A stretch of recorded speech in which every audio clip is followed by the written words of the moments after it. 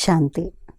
ఈరోజు 3/2/26 ఫిబ్రవరి 3వ తేదీ బాబా యొక్క సాకార రూపంలోని మధురమైన మహావాక్యాల్ని విందాము. మధురమైన పిల్లలు, మీరు స్మృతిలో ఉండేందుకు తప్పకుండా పురుషార్థం చేయాలి. ఎందుకంటే మీరు స్మృతి ద్వారానే వికర్మాజేతులుగా అవుతారు. మీరు స్మృతిలో ఉండేందుకు తప్పకుండా పురుషార్థం చేయాలి. ఎందుకంటే మీరు స్మృతి ద్వారానే వికర్మాజేతులుగా అవుతారు. ఈరోజు ప్రశ్న, ఏ ఆలోచన వచ్చినట్లయితే పురుషార్థంలో పడిపోతారు? ఈశ్వరీయ సేవాదారులైన పిల్లలు ఏ సేవను చేస్తూ ఉంటారు? రెండు కలిపి ఉన్నాయి ప్రశ్నలు. ఏ ఆలోచన వచ్చినట్లయితే పురుషార్థంలో పడిపోతారు? ఈశ్వరీయ సేవాదారులైన పిల్లలు ఏ సేవను చేస్తూ ఉంటారు? జవాబు, ఇప్పుడు ఇంకెంతో సమయం ఉంది, చివర్లో పురుషార్థం చేసుకుందాము అని చాలామంది పిల్లలు భావిస్తారు. కానీ మృత్యువుకు నియమమేమీ లేదు. ఇంతకాలం బతుకుతారు అనే నియమం ఉందా మృత్యువుకు? రేపు అని అంటూ మరణిస్తారు. కల్ కర్తే కాల్ ఖా జాయేగి అని అంటారు బాబా. కావున ఇంకా ఎన్నో సంవత్సరాలు ఉన్నాయి, చివర్లో ముందుకు వెళ్ళిపోవచ్చు అని భావించకండి. ఈ ఆలోచన ఇంకా పడేస్తుంది. ఎంత వీలైతే అంత స్మృతిలో ఉండేందుకు పురుషార్థం చేయండి. శ్రీమతంపై మీ కళ్యాణాన్ని చేసుకుంటూ ఉండండి. ఆత్మిక ఈశ్వరీయ సేవాదారులైన పిల్లలు ఆత్మలను రక్షించే, పతితులను పావనంగా తయారు చేసే సేవను చేస్తూ ఉంటారు. ఎవరు మనము? ఆత్మిక ఈశ్వరీయ సేవాదారులైన పిల్లలు ఆత్మలను రక్షించే, వాళ్ళని సాల్వేజ్ చేస్తారు, పతితులను పావనంగా తయారు చేసే సేవను చేస్తూ ఉంటారు. ఈరోజు పాట ఓం నమః శివాయ. ఓం శాంతి. నిరాకారుడైన తండ్రి సాకారుడు లేకుండా ఏ కర్మలను చేయలేరని, పాత్రను అభినయించలేరని పిల్లలకు అర్థం చేయించటం జరిగింది. ఆత్మిక తండ్రి వచ్చి బ్రహ్మ ద్వారా ఆత్మిక పిల్లలకు అర్థం చేయిస్తారు. యోగ బలం ద్వారానే పిల్లలు సతోప్రధానులుగా అవ్వాలి. మళ్ళీ సతోప్రధాన విశ్వానికి యజమానులుగా అవ్వాలి. ఇది పిల్లల బుద్ధిలో ఉంది. కల్పకల్పము తండ్రి వచ్చి రాజయోగాన్ని నేర్పిస్తారు. బ్రహ్మ ద్వారా వారు వచ్చి ఆది సనాతన దేవత ధర్మ స్థాపనను చేస్తారు. అనగా మనుష్యులను దేవతలుగా తయారు చేస్తారు. దేవతలుగా ఉన్న మనుషులు ఇప్పుడు శూద్రులుగా, పతితులుగా అయిపోయారు. భారతదేశం స్వర్గంగా ఉన్నప్పుడు పవిత్రత, సుఖశాంతులన్నీ ఉండేవి. ఇది 5000 సంవత్సరాల విషయము. ఖచ్చితమైన లెక్కాపత్రాన్ని తండ్రియే కూర్చుని అర్థం చేయిస్తారు. వారికన్నా ఉన్నతమైన వారు ఇంకెవ్వరూ లేరు. సృష్టి వృక్షం ఏదైతే కల్పవృక్షము అని అంటారో దాని ఆది మధ్యాంతాల రహస్యాన్ని తండ్రియే తెలియజేయగలరు. భారతదేశ దేవత ధర్మం ఏదైతే ఉందో అది ఇప్పుడు ప్రాయలోపమైపోయింది. దేవత ధర్మం ఇప్పుడు లేదు. దేవతల చిత్రాలు తప్పకుండా ఉన్నాయి. ఇది భారతవాసులకు తెలుసు. సత్యుగంలో లక్ష్మీనారాయణల రాజ్యం ఉండేది. కానీ శాస్త్రాల్లో కృష్ణుని ద్వాపరయుగంలోకి తీసుకువెళ్ళారు.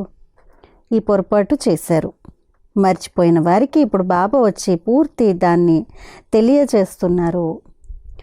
దారిని చూపించేవారు వచ్చినట్లయితే ఆత్మలన్నీ ముక్తిధామంలోకి వెళ్ళిపోతాయి. కావుననే వారిని సర్వుల సద్గతిదాత అని అంటారు. రచయిత ఒక్కరే ఉంటారు. సృష్టి కూడా ఒకటే. ప్రపంచ చరిత్ర మరియు భూగోళం ఒకటే. అది పునరావృతం అవుతూ ఉంటుంది. సత్యుగము, త్రేతాయుగము, ద్వాపరయుగము, కలియుగము, ఆ తర్వాత సంగమయుగము. కలియుగంలో పతితులు ఉన్నారు, సత్యుగంలో పావనులు ఉన్నారు. సత్యుగం ఉన్నప్పుడు తప్పకుండా కలియుగం వినాశనం అవుతుంది. వినాశనానికి ముందే స్థాపన జరుగుతుంది. సత్యుగంలో స్థాపన జరగదు. ఎప్పుడైతే పతిత ప్రపంచం ఉంటుందో అప్పుడే భగవంతుడు వస్తారు. సత్యుగం పావన ప్రపంచమే. పతిత ప్రపంచాన్ని పావన ప్రపంచంగా తయారు చేసేందుకు భగవంతుడు రావలసి ఉంటుంది. ఇప్పుడు బాబా అతి సహజమైన యుక్తిని తెలియజేస్తున్నారు. దేహ సర్వ సంబంధాలను వదిలి దేహీ అభిమానులుగా అయి బాబాను స్మృతి చేయండి. పతిత పావనుడెవరో ఒక్కరుంటారు కదా. భక్తులకు ఫలాన్ని ఇచ్చేవారు ఒక్క భగవంతుడే. వారు భక్తులకు జ్ఞానాన్ని ఇస్తారు. పతిత ప్రపంచంలోకి పావనంగా తయారు చేసేందుకు జ్ఞాన సాగరుడే వస్తారు. వారు యోగం ద్వారానే పావనంగా తయారు చేస్తారు. తండ్రి తప్ప ఇంకెవ్వరూ పావనంగా తయారు చేయలేరు. ఈ విషయాలన్నీ బుద్ధిలో ఇతరులకు అర్థం చేయించేందుకు కూర్చోబెట్టబడతాయి. ఇంటింటిలోనూ సందేశాన్ని ఇవ్వాలి. భగవంతుడు వచ్చేశాడు అని చెప్పేయడం కాదు, చాలా యుక్తిగా అర్థం చేయించవలసి ఉంటుంది. అతడు మనకు తండ్రి. ఒకరు లౌకిక తండ్రి అయితే ఇంకొకరు పారలౌకిక తండ్రి. దుఃఖ సమయాల్లో పారలౌకిక తండ్రిని స్మృతి చేస్తారు. వారిని సుఖధామంలో ఎవరు స్మృతి చేయరని యుక్తిగా చెప్పండి. సత్యుగంలో లక్ష్మీనారాయణల రాజ్యంలో అంతా సుఖమే సుఖం ఉండేది.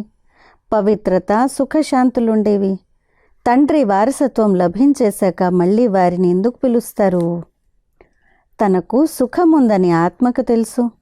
అక్కడంతా సుఖమే సుఖం ఉంటుందని ఎవరైనా చెప్పగలరు. తండ్రి దుఃఖం కొరకైతే సృష్టిని రచించలేదు. ఇది రచింపబడి ఉన్న ఆట. ఎవరి పాత్ర అయితే చివర్లో ఉంటుందో, ఎవరైతే 2-4 జన్మలు తీసుకుంటారో వారు తప్పకుండా మిగిలిన సమయం శాంతిలో ఉంటారు. అంతేకాని డ్రామా ఆట నుండే వెళ్ళిపోవడం అనేది జరగజాలదు. ఆటలోకైతే అందరూ రావాల్సి ఉంటుంది. 1-2 జన్మలు లభిస్తాయి. మిగిలిన సమయం మోక్షంలో ఉన్నట్లే. ఆత్మ పాత్రధారి కదా. కొందరు ఆత్మలకు ఉన్నతమైన పాత్ర లభించింది, కొందరికి తక్కువది లభించింది. ఇది కూడా ఇప్పుడు మీకు తెలుసు. ఈశ్వరుని అంతాన్ని ఎవరు పొందలేరు అని అంటారు. బాబాయ్ వచ్చి రచయిత మరియు రచన ఆది మధ్యాంతాల అంతయాన్ని తెలియచేస్తారు. ఎప్పటి వరకైతే రచయిత తానే స్వయంగా రారో అప్పటి వరకు రచయిత మరియు రచనను గూర్చి ఎవరూ తెలుసుకోలేరు. తండ్రియే వచ్చి తెలియచేస్తారు. నేను సాధారణ తనువులోకి ప్రవేశిస్తాను. నేను ఎవరిలోకైతే ప్రవేశిస్తానో అతడికి తన జన్మలను గూర్చి తెలియదు. నేను కూర్చొని అతడికి 84 జన్మల కథను వినిపిస్తాను. ఎవరి పాత్రలోనూ మార్పు జరగజాలదు. ఇది రచింపబడి ఉన్న ఆట. ఇది కూడా ఎవరి బుద్ధిలోనూ కూర్చోదు. ఎప్పుడైతే పవిత్రంగా అయ్యి అర్థం చేసుకుంటారో అప్పుడే ఇది బుద్ధిలో కూర్చుంటుంది. బాగా అర్థం చేసుకునేందుకే 7 రోజుల భట్టి ఉంది. భాగవతము మొదలైనవి కూడా 7 రోజులు ఉంచుతారు. ఇక్కడ కూడా తక్కువలో తక్కువ 7 రోజులు వినకుండా ఎవరూ అర్థం చేసుకోలేనని అర్థమవుతుంది. కొందరైతే బాగా అర్థం చేసుకుంటారు, కొందరైతే 7 రోజులు విని కూడా ఏమీ అర్థం చేసుకోరు. బుద్ధిలో కూర్చోదు. మేము 7 రోజులు వచ్చాము, మా బుద్ధిలో ఏమీ కూర్చోలేదు అని అంటారు. ఉన్నత పదవి పొందటం భాగ్యంలో లేకపోతే బుద్ధిలో ఏమీ కూర్చోదు. అచ్చా, ఎంతైనా వారి కళ్యాణం అయితే జరిగింది కదా. ప్రజలైతే ఇలాగే తయారవుతారు. రాజ్య భాగ్యాన్ని తీసుకోవడంలో గుప్తమైన శ్రమ ఉంది. తండ్రిని స్మృతి చేయడం ద్వారానే వికర్మలు వినాశనం అవుతాయి. మీరు చెప్పండి. మీరు చేయండి, చేయకపోండి. బాబా డైరెక్షన్ అయితే ఇదే. ప్రియమైన వస్తువును స్మృతి చేయడం జరుగుతుంది కదా. భక్తి మార్గంలో కూడా హే పతిత పావన రా అని గానం చేస్తారు. ఇప్పుడు వారు లభించారు. నన్ను స్మృతి చేసినట్లయితే తుప్పు వదిలిపోతుంది అని చెప్తారు. రాజాధికారం అంత సహజంగా అయితే లభించదు కదా. ఎంతో కొంత శ్రమ అయితే ఉంటుంది కదా. స్మృతిలోనే శ్రమ ఉంది. ముఖ్యమైనది స్మృతి యాత్రయే. ఇంతకుముందు కూడా యోగ బలం ద్వారానే వికర్మలను జయించారు. కలియుగాంతంలో ఎవరు పవిత్రులు లేనప్పుడు ఈ లక్ష్మీనారాయణలు ఇంత పవిత్రంగా ఎలా అవ్వగలిగారు? ఇందులో అయితే చాలా స్పష్టంగా ఉంది. ఈ గీతా జ్ఞాన అధ్యాయం పునరావృతం అవుతోంది. శివ భగవాను వాచ, పొరపాట్లయితే జరుగుతూనే ఉంటాయి కదా. తండ్రియే వచ్చి పొరపాట్లను సరిదిద్దుతారు. భారతదేశ శాస్త్రాలు ఏవైతే ఉన్నాయో అవన్నీ భక్తి మార్గానికి చెందినవి. నేనేవైతే చెప్పానో అవి ఎవరికీ తెలియవు. నేనెవరికైతే చెప్పానో వారు పదవిని పొందారు. 21 జన్మల ప్రారబ్ధాన్ని పొందారు. మళ్ళీ జ్ఞానం ప్రాయలోపమైపోతుంది. మీరే చక్రాన్ని చుట్టి వచ్చారు. కల్పపూర్వం ఎవరైతే విన్నారో వారే వస్తారు. ఇప్పుడు మనుష్యుల నుండి దేవతలుగా తయారు చేసే అంటు కట్టబడుతోందని మీకు తెలుసు. ఇది దైవీ వృక్షపు అంటు. దానికి వాళ్ళు ఆ వృక్షాల అంట్లను కడుతూ ఉంటారు. తండ్రి వచ్చి తేడాను తెలియచేస్తారు. తండ్రి దైవీ పుష్పాల మొక్కలు నాటుతారు. వారు అడవుల కొరకు మొక్కలు నాటుతూ ఉంటారు. కౌరవులు ఏం చేసి వెళ్ళారో, పాండవులు ఏం చేసి వెళ్ళారో మీరు చూపిస్తారు కూడా. వారి ప్లాన్ ఏంటి? మరి మీ ప్లాన్ ఏంటి? జనాభా పెరగకూడదని వారు ప్లాన్లు తయారు చేస్తూ ఉంటారు. మనుషులు పెరగకుండా ఉండేందుకు ఫ్యామిలీ ప్లానింగ్లను చేసేందుకు కష్టపడుతూ ఉంటారు. బాబా చాలా మంచి విషయం చెప్తారు. అనేక ధర్మాలు వినాశనమైపోతాయి మరియు ఒక్క దేవి దేవత ధర్మ వంశాన్ని మాత్రమే స్థాపన చేస్తారు. సత్యుగంలో ఒక్క ఆది సనాతన దేవి దేవత ధర్మ వంశం మాత్రమే ఉండేది. ఇన్ని వంశాలు ఉండేవి కావు. భారతదేశంలో ఎన్ని వంశాలు ఉన్నాయి? గుజరాతీ పరివారము, మహారాష్ట్రీయుల పరివారము, ఇలా ఎన్నో ఉన్నాయి కదా. నిజానికి భారతవాసుల వంశం ఒక్కటే ఉండాలి. చాలా వంశాలు ఉంటే తప్పకుండా పరస్పరం గొడవలే జరుగుతూ ఉంటాయి. ఆ తర్వాత సివిల్ వార్లు జరుగుతాయి. వంశాలలో కూడా సివిల్ వార్లు జరుగుతాయి. క్రైస్తవులకు వారి పరివారం ఉంది. వారి మధ్య కూడా గొడవలు జరుగుతూ ఉంటాయి. పరస్పరం ఇద్దరు సోదరులు కూడా కలిసి ఉండరు. నీరు కూడా పంచుకోబడుతుంది. అంటే నదులు కూడా పంచుకుంటారు కదా. దేశాలు లేదు, రాష్ట్రాల్లోనే నీళ్ళ పంచడం జరుగుతుంది. సిక్కు ధర్మం వారు తమ సిక్కు ధర్మం వారికి ఎక్కువ సుఖాన్ని ఇవ్వాలని కోరుకుంటారు. మోహం ఉన్న కారణంగా కష్టపడుతూ ఉంటారు. ఎప్పుడైతే వినాశనం జరుగుతుందో అప్పుడు యుద్ధాలు మొదలైనవన్నీ జరుగుతాయి. పరస్పరం పోట్లాడుకుంటారు. వినాశనం అయితే జరగవలసిందే. బాంబులను ఎన్నో తయారు చేస్తూ ఉంటారు. అప్పుడు పెద్ద యుద్ధం జరిగినప్పుడు అందులో 2 బాంబులు మాత్రమే వదిలారు. ప్రపంచ యుద్ధం జరిగినప్పుడు, వరల్డ్ వార్ జరిగినప్పుడు 2 బాంబులు మాత్రమే హిరోషిమా పైన, నాగసాకి పైన వేశారు కదా జపాన్లో. కానీ ఇప్పుడైతే ఎన్నింటినో తయారు చేశారు. ఇది అర్థం చేసుకోవాల్సిన విషయం కదా. ఈ యుద్ధం ఆ మహాభారత యుద్ధమేనని మీరు అర్థం చేయించాలి. ఈ యుద్ధాన్ని ఆపకపోతే మొత్తం ప్రపంచమంతటికి మంటలు అంటుకుంటాయి అన్న గొప్ప గొప్ప వ్యక్తులు అంటూ ఉంటారు. ఈ మంటలైతే అంటుకోవాల్సిందేనని మీకు తెలుసు. తండ్రి ఆది సనాతన దేవిదేవత ధర్మపు స్థాపనను చేస్తున్నారు. రాజ్యుగం సత్యుగానిత్తి. ఆ దేవిదేవత ధర్మం ఇప్పుడు ప్రాయలోపమైంది. చిత్రాలు కూడా తయారయ్యాయి. కల్పపూర్వం ఏ విఘ్నాలైతే వచ్చాయో అవే మళ్ళీ వస్తాయి. అవి ముందుగా తెలియవు. అవి వచ్చాక ఇవి కల్పపూర్వపు విఘ్నాలు అని భావిస్తారు. ఇది రచింపబడిపోయిన డ్రామా. డ్రామాలో మనం బంధింపబడి ఉన్నాము. స్మృతి యాత్రను మర్చిపోకూడదు. దీనిని పరీక్ష అని అంటారు. స్మృతి యాత్రలో నిలిచి ఉండలేరు, అలసిపోతారు. ఓ రాత్రి ప్రయాణికుడా అలసిపోకు. రాత్కే రాహి తకుమత జానా అన్న గీతం ఉంది కదా. దీని అర్థాన్ని ఎవరు అర్థం చేసుకోలేరు. ఇది స్మృతి యాత్ర. దీని ద్వారా రాత్రి పూర్తయి పగలొస్తుంది. అర్ధకల్పం పూర్తయి మళ్ళీ సుఖం ప్రారంభమవుతుంది. తండ్రి మన్మనాభవ అర్థాన్ని కూడా వివరించారు. కేవలం గీతలో కృష్ణుని పేరును వ్రాయడంతో ఆ శక్తి అందులో లేదు. ఇప్పుడు అందరి కళ్యాణము జరగనుంది. మనం మనుష్యమాతృలందరి కళ్యాణము చేస్తున్నాము.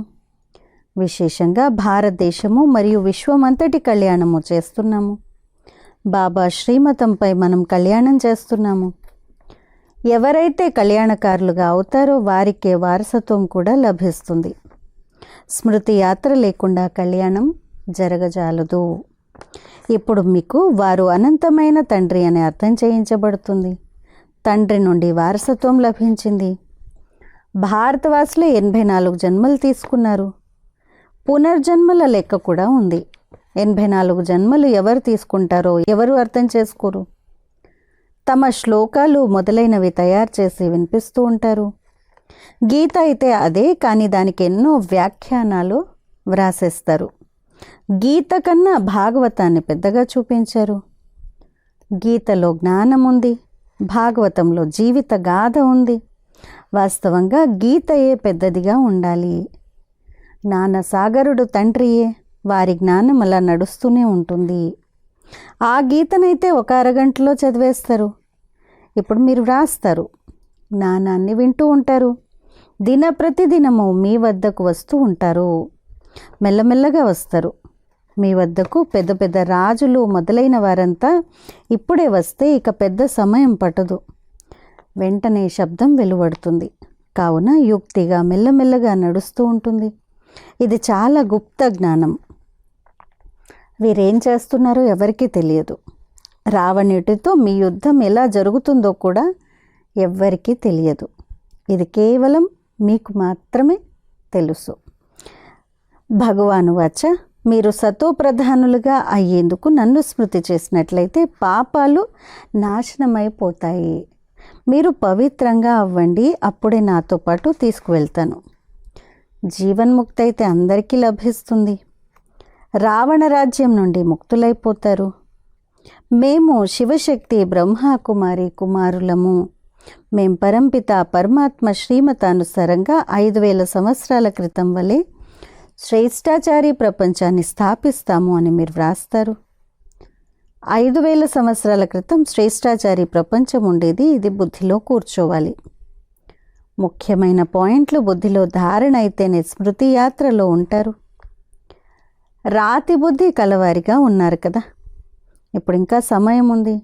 చివర్లో పురుషార్థం చేసుకుందాము అని కొందరు భావిస్తారు. కానీ మృత్యువుకు నియమమేమీ లేదు.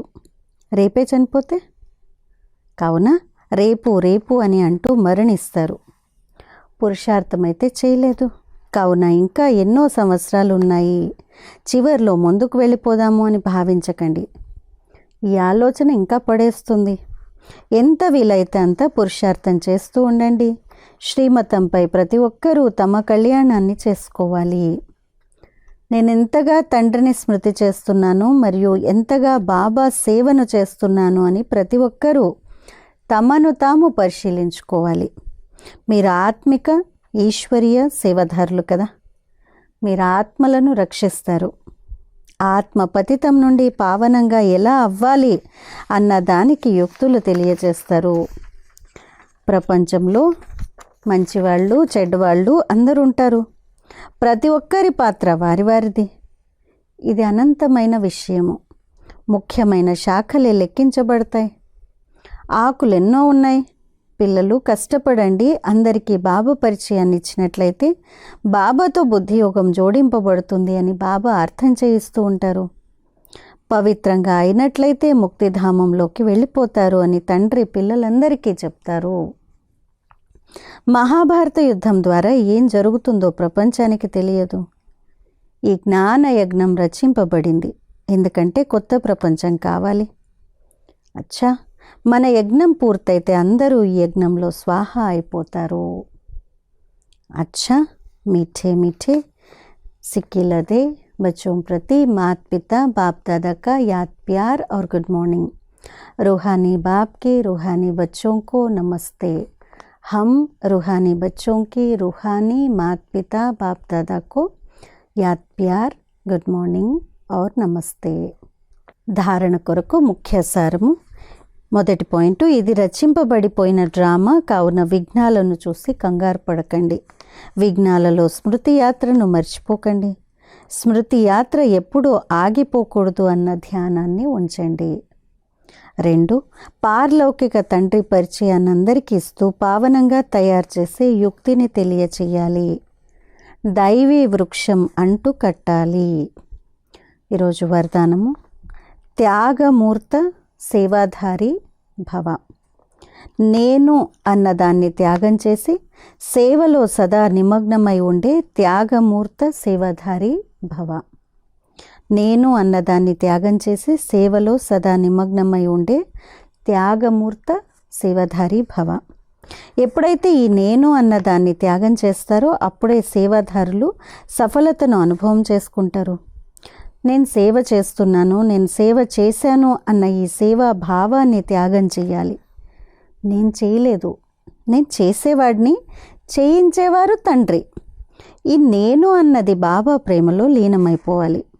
ఇటువంటి వారిని సేవలో సదా నిమగ్నమై ఉండే త్యాగమూర్తులు, సత్యమైన సేవాదారులు అని అంటారు.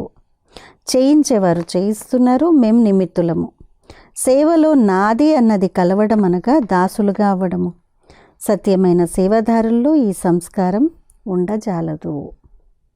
స్లోగన్: వ్యర్థాన్ని సమాప్తం చేసినట్లయితే సేవ యొక్క ఆఫర్ ముందుకొస్తుంది. వ్యర్థాన్ని సమాప్తం చేసినట్లయితే సేవ యొక్క ఆఫర్ ముందుకు వస్తుంది. అచ్చా, అవ్యక్త సూచన: ఏకత మరియు విశ్వాసం యొక్క విశేషత ద్వారా సఫలతా సంపన్నులుగా అవ్వండి. ఏకత కొరకు స్వయంలో ఇముడ్చుకునే శక్తి ఉండాలి. దీనివలన ఇతరుల సంస్కారం కూడా తప్పకుండా శీతలమైపోతుంది. ఎప్పుడు ఇముడ్చుకునే శక్తి ఉన్నప్పుడు. ఎల్లప్పుడూ ఒకరి పట్ల మరొకరికి స్నేహము, శ్రేష్టత కల భావనతో సంపర్కంలోకి రండి. గుణగ్రాహకులుగా అయినట్లయితే ఏకత స్థిరంగా ఉండగలదు. సంఘటనలోని మీ శుభభావన అనేక ఆత్మలకు భావన అనే ఫలాన్ని ఇప్పించేందుకు నిమిత్తంగా అవుతుంది. వారికి నూతన మార్గం లభిస్తుంది. కాబట్టి సంఘటనలో ఏం చేయాలి? ఒకరి పట్ల మరొకరికి స్నేహము, శ్రేష్టత గల భావనతో సంపర్కంలోకి రావాలి. గుణగ్రాహకులుగా అయినట్లయితే తప్పకుండా ఏకత అనేది స్థిరంగా ఉంటుంది. ఇదే ఈరోజు మనం చేయాల్సిన అభ్యాసం. అచ్చా, ఓం శాంతి.